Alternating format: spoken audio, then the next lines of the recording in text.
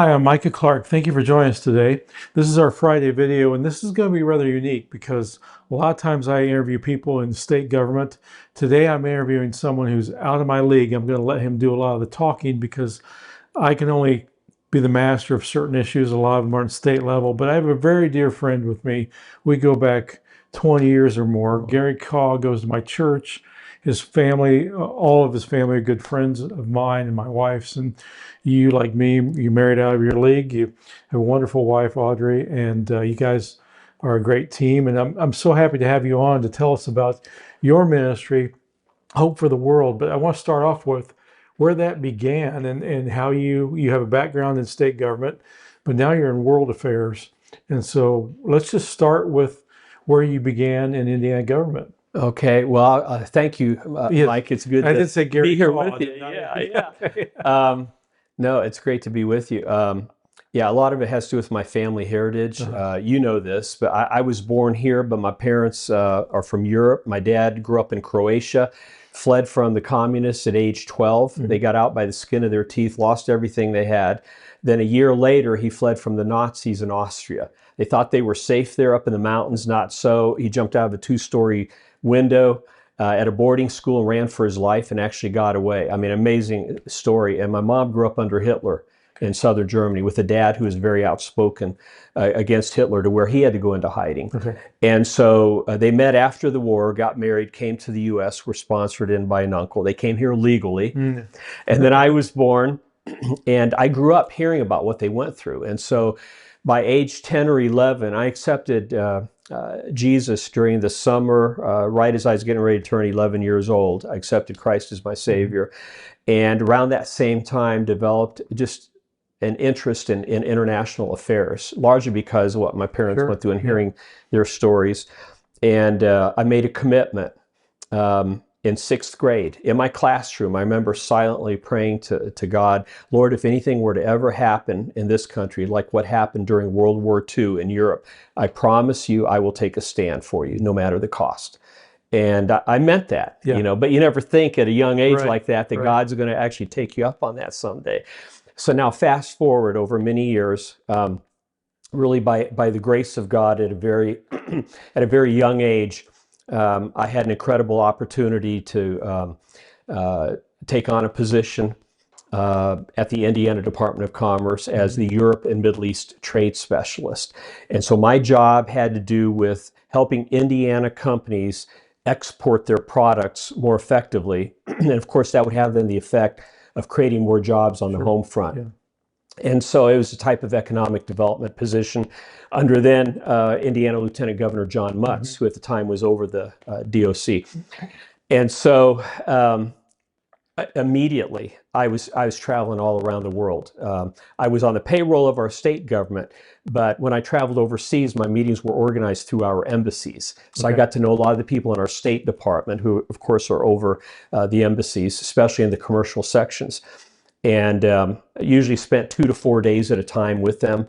So you kind of get to know people, you know, and when you're in the area of international marketing, which really is what it was, it's just one step further to talk about international economic developments and then international political developments and sometimes religious matters as well. And within already the first year on my job, I remember being very surprised to discover how many people working in our State Department were pretty far to the left. They actually seemed to favor a global type of government built around the UN. They're more concerned about that than defending our U.S. sovereignty. And you know, put yourself in my shoes. I mean, that was a real shock to me. And then I wondered, coming from my background, you know, where is all of this going if these people are pushing this idea of globalization this heavily? And I discovered that a number of these people, a significant number of them, were not very fond of Bible-believing Christians or Jews. And to arrive at that conclusion, I couldn't share with them where I was. Once you do that, then they clam up. So I learned there's a time to listen and a time to talk. And I did meet some Christians that worked in our embassies, but they were very few and far between.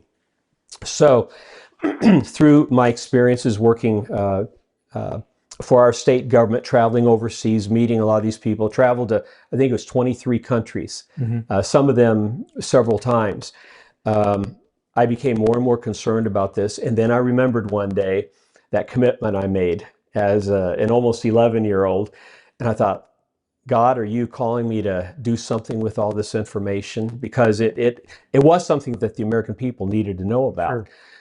And so I thought, where do I start? You know, do I go stand on a street corner in downtown Indianapolis and warn people about the coming New World Order? I didn't think that would go over too well. And after much prayer, one thing led to another. Doors began to open. And I was sharing at Bible study groups and then at churches.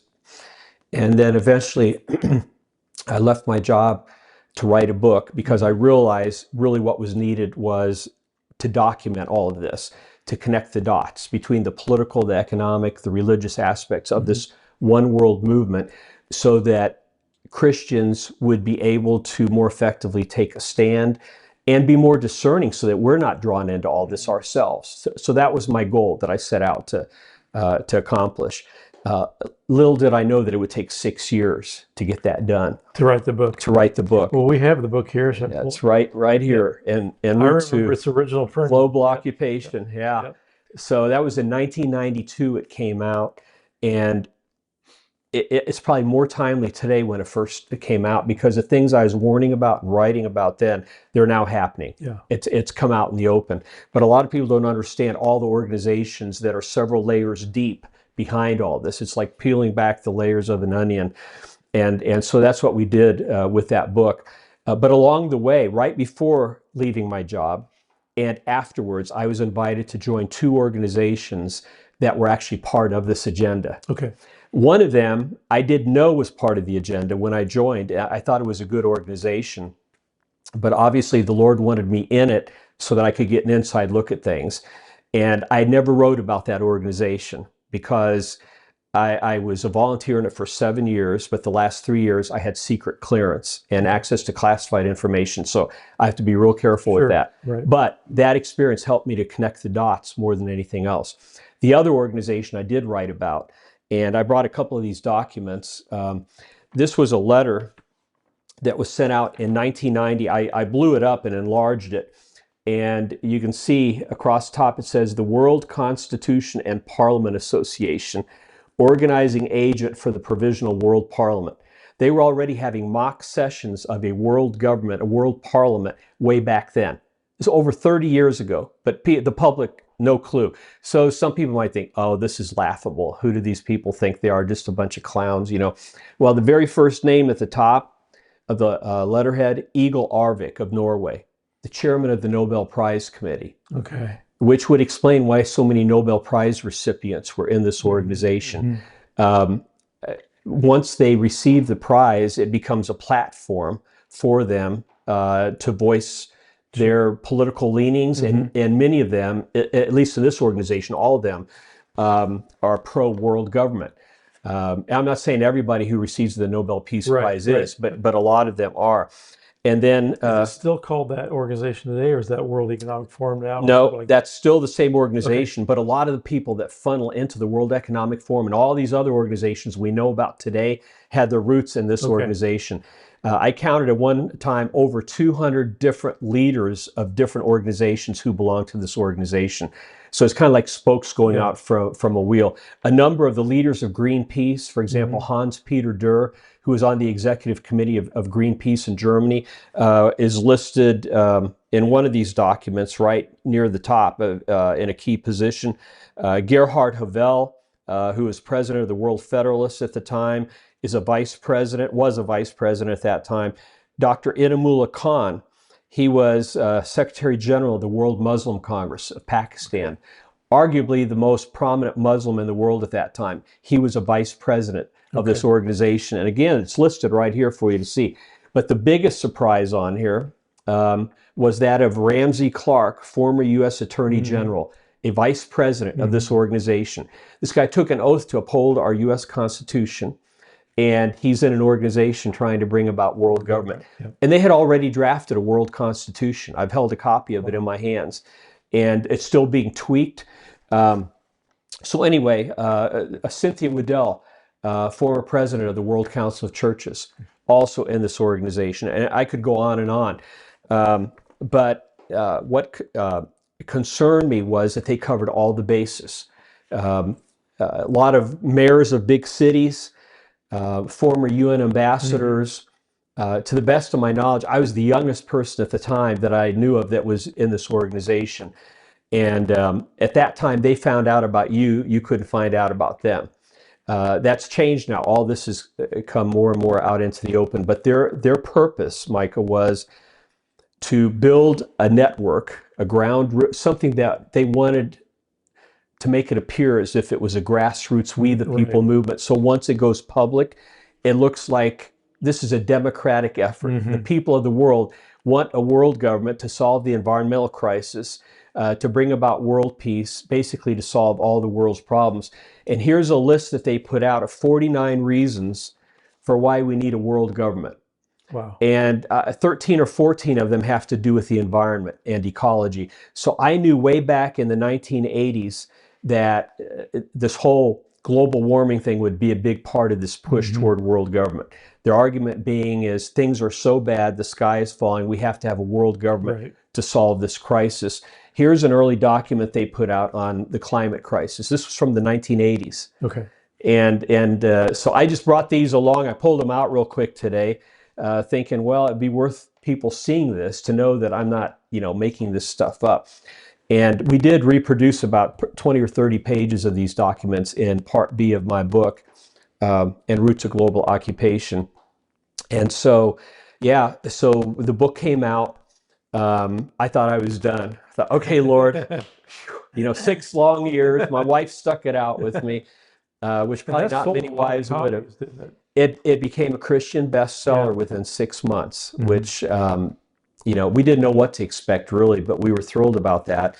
And what happened was Pastor Chuck Smith of Costa Mesa, California, with the Calvary Chapels, quoted from the book one Sunday morning and urged all of his people to go out and get a copy and said, you have to have this because this is right on. This is what's going on. And so we got a call from the publisher saying, we don't know what's going on in California, but we can't send enough books out there. And then eventually we found out what happened. And then that opened the door in a big way for talk shows. And so I became a regular guest on Point of View out of Dallas, which at the time was the largest Christian talk show in the country with Marlon Maddox. And then Beverly LaHaye became a regular commentator on her program out of Washington, D.C., the Concerned Women for America, and then Crosstalk, and eventually Jan Markell with Olive Tree Ministries. And she just recently retired, but I did programs with her for about 20 years, and that went out on over 1,000 stations. So it's amazing, really, the way the Lord used this book to open up that door. And that's really how the word has gotten out more than any other ways, through the talk shows. The book ended up being a vehicle to get the word out verbally. And of course, since those early days, so much has happened. And we're in a fight for our lives now, literally, in our country. I mean, if you're a conservative Christian, it's almost like you're an endangered species. I mean, the left hates us, and it's obvious. Right. And I say probably 30% of the country, if you did a survey asking them where they stood on certain political, economic issues, would be more in line with Marxism than with the free enterprise system. And that's not a coincidence. The university system has been used to help put that in place. Groups working behind the scenes, like the World Constitutional Parliament Association. So a lot of groundwork and literally decades of effort have gone into laying the groundwork to get things, unfortunately, to where we are today as a country. I do want to say something real quick. If people were to go online and check out this organization now, it has drastically changed from how it was when I was familiar with it. I published their phone number in my book and encourage people to call them and tell them, we know what you're up to and we're against it. And so their phones started ringing off the hook. And then other people came along afterwards and started exposing it as well. So they had to totally rethink the way they operate. And for a number of years, they became very blatantly new agey, appealing to just that sector because they realized they'd been effectively exposed. And so a lot of the people that were in that organization back then, like the ones that I listed, today it's much more of almost a mystical, new agey kind of organization appealing to that group. The interesting thing is the top 3 leaders in the WCPA also were leaders in 2 or 3 other organizations. Of course. And so that's how they operate. If one organization gets exposed, they just kind of pull back and work more through another organization, at least for a time, and because they have so many options. So unlike, a lot of people think, well, the World Economic Forum, that's one organization. They don't realize there's hundreds of other groups feeding into it, and they're all networking behind the scenes with a lot of money behind it.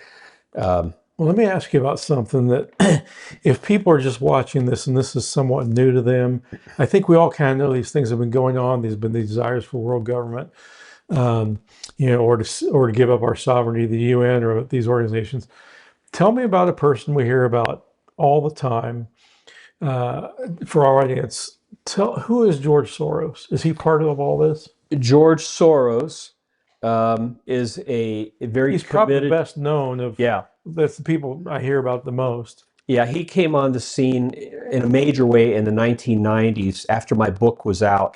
Prior to him, it was largely a lot of the Rockefeller and Carnegie foundations, your big foundations in the US that were funding this kind of thing. Then the money started coming increasingly from overseas through some of George Soros's organizations. He's really a Marxist, globalist, has a lot of money to throw around. Originally of Jewish descent, but he's betrayed his own people, really hated by many people in the Jewish community. And so he's been doing everything he can to fund this effort and to move it along. And we put together a list of 5 reasons to be concerned about a new world order. Sure, yeah. And because a lot of people say, what's wrong with the world government? Don't we want world peace? And so just real quick, first of all, to move into a world government, we would have to give up our current system of checks and balances in the world. Right now we have 200 countries. If you put all of them under one authority, there's no place left to run or hide if it's a bad government. And based upon what I've seen from the people pushing this and where they stand, and their stand on Christianity and conservative Jews, we don't want these people in charge. Secondly, our U.S. Constitution that has served us so well would have to be radically changed or done away with to make this possible. I don't think people with common sense would want to go in that direction. Thirdly, we'd have a weaker voice in government. Yeah, we'd lose a lot of our. We'd lose a lot of our. Because if some organization overseas is dictating what we want. If people are complaining now about Washington over the last 20 years not listening to us, think of what it would be like under a world government headquartered who knows where.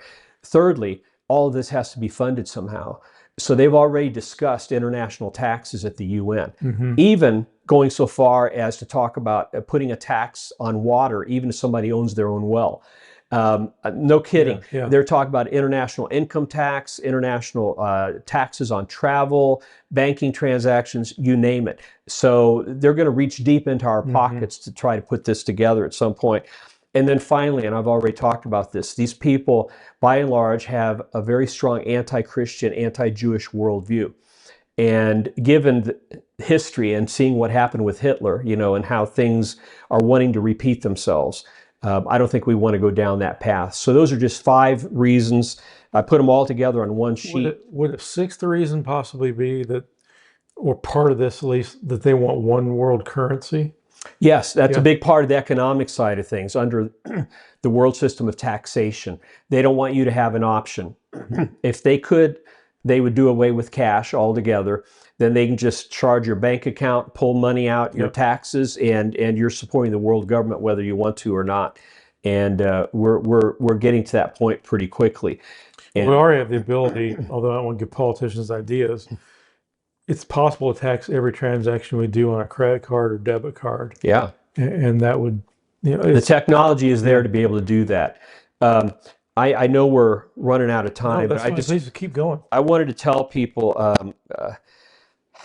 Charlie Kirk, who was just assassinated, 40 minutes before he was shot, I completed the lead article for our fall issue.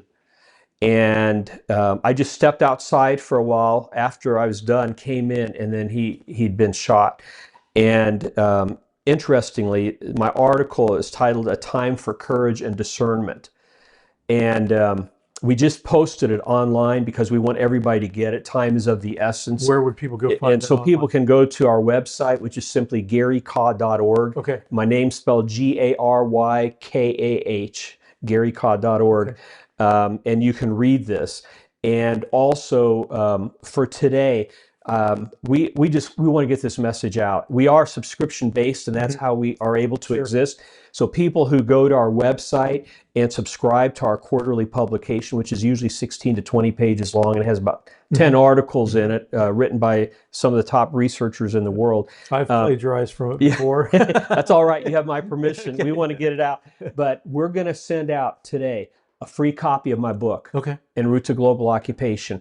When people order online, just have them, if you could just put Micah in the comment section, we'll know it was as a result of this podcast today. So if you subscribe in the next week, we will send En Route to Global Occupation to you. And I think it'll really be helpful because that book helps people to understand how all these dots connect. And then we keep people up to date through this publication, our research news journal. And you were telling me about the last few paragraphs of that, how relevant that is to post Charlie Kirk.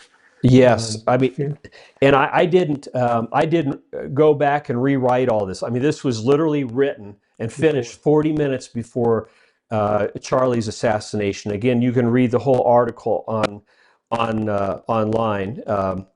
Our Hope for the World Update article. This is under the subheading. Well, my article, A Time for Courage and Discernment, but the subtitle here, the last few paragraphs, I'll just read them real quick.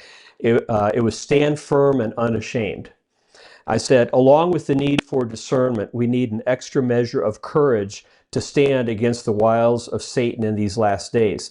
This is not a time to stand down or cower in fear. It's time to stand firm. For God did not give us a spirit of fear, but a spirit of power, of love, and of a sound mind. 2 Timothy 1:7. We must draw our strength from the Lord, which can only happen if we live in continuous close fellowship with Him, completely entrusting our lives and our future to Him. An African pastor, before being martyred for his faith in Christ, penned what has become known as a martyr's prayer. Here is part of his prayer. I am part of the fellowship of the unashamed. The decision has been made. I am a disciple of Jesus, and I won't back up, let up, slow down, back away, or be still. My past is redeemed. My present makes sense. My future is secure. I live by faith, lean on His presence, walk by patience, lift by prayer, and labor by the Holy Spirit's power. End quote. The words of this courageous follower of Jesus should challenge us to stand strong when our faith is tested. When we remain unshaken in the midst of great hardship or persecution, God uses our example to inspire others to be bold as well. The fact is, courage is contagious. This was true in the early days of the church, and it still holds true today.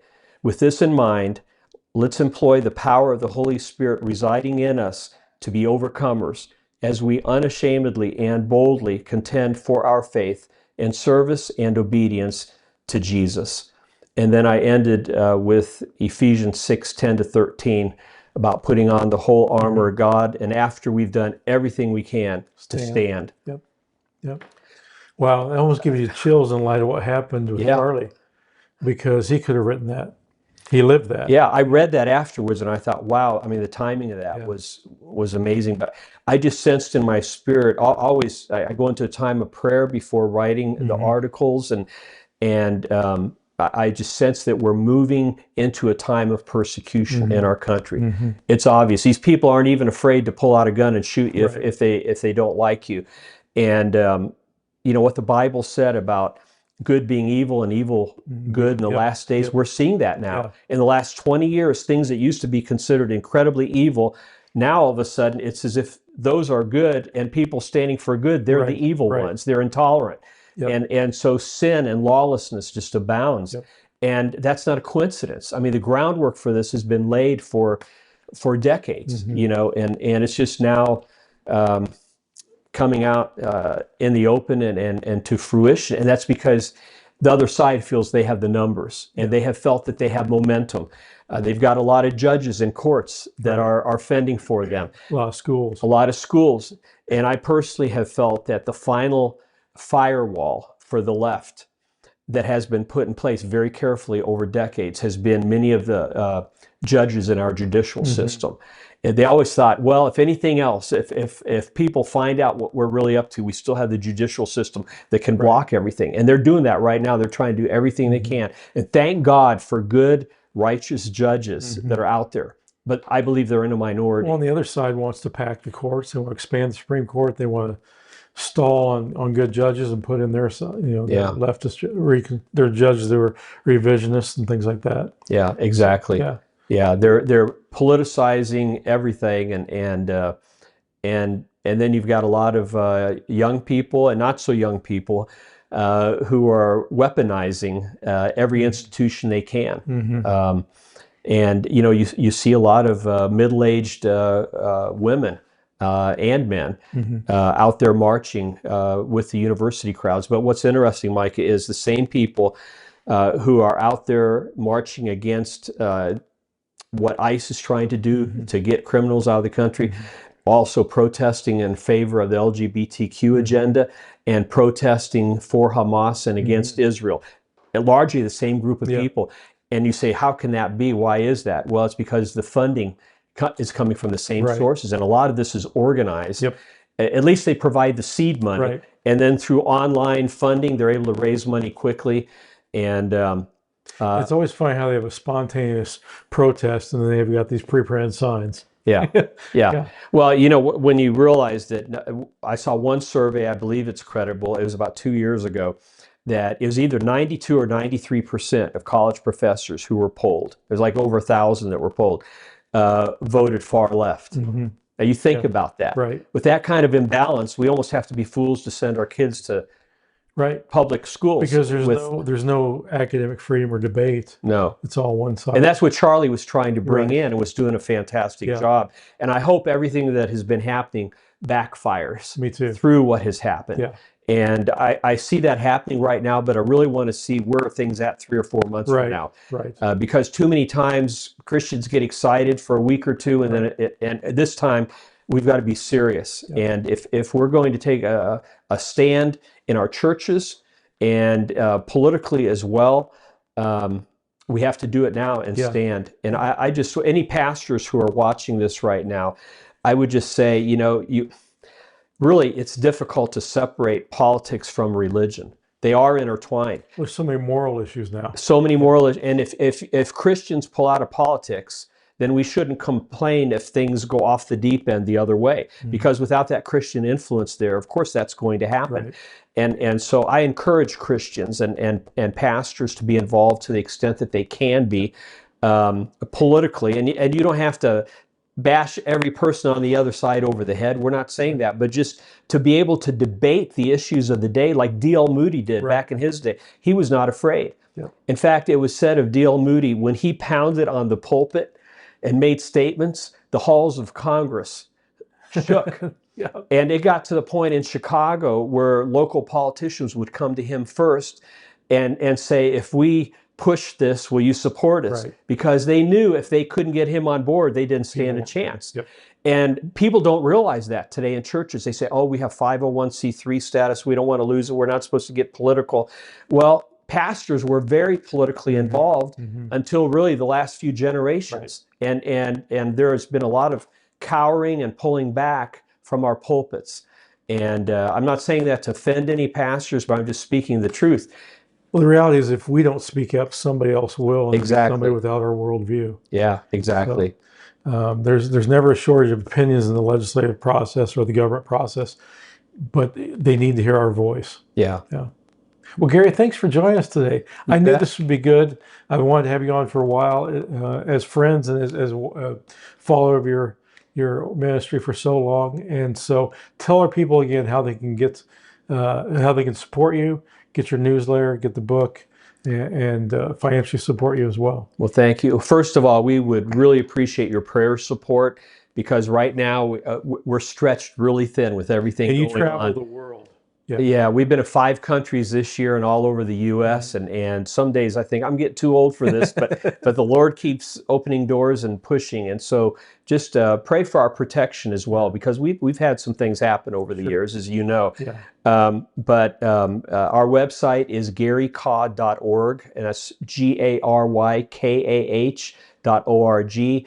And if you go there, you can read our lead article from our fall issue, A Time for Courage and Discernment, and you can also subscribe there to our publication, Hope for the World Update, which we've been doing this year, or next year is our 30th year. Wonderful. That we've been doing this. And so you can subscribe there and let us know that you saw this podcast when you subscribe, and we will send you a free copy of my book, En Route to Global Occupation. And then just help us get the message out. Wonderful. Well, thank you for joining us today. I know that was like drinking from a fire hose, but you can learn a lot more at GaryKah.org. His newsletter, Hope for the World, and then his book, En Route to Global Occupation. If you make a donation, he'll send that to you. But please go on, read his newsletter, sign up for his newsletter and other information at GaryKah.org. That's KAH.org. Again, I'm Micah Clark. Thank you for joining us today. Have a wonderful weekend.